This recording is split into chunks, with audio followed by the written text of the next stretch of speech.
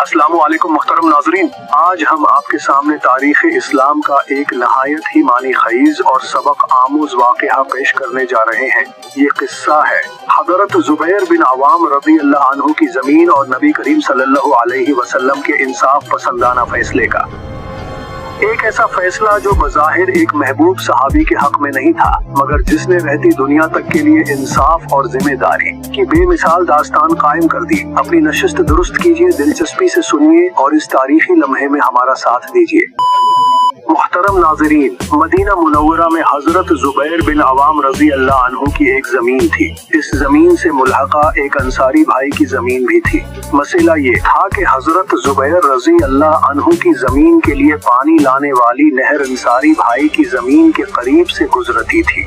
अंसारी साहब चाहते थे कि उस नहर से वो भी अपनी जमीन सैराब कर सके, मगर हजरत ज़ुबैर रज़ी अल्लाह अन्हु इसकी इजाजत देने पर आमादा न थे। मेरे प्यारे दोस्तों, जब बात न बनी तो दोनों फरीक बारगाहे रिसालत में हाजिर हुए। अंसारी भाई ने अर्ज किया कि ए अल्लाह के रसूल, ज़ुबैर की नहर मेरे खेत के पास से गुजरती है, मैं चाहता हूँ कि इससे अपनी जमीन को सैराब करूँ। हजरत ज़ुबैर रज़ी अल्लाह अन्हु ने फरमाया कि यह नहर सिर्फ इनकी जमीन तक पहुँचाने के लिए बनाई गई थी।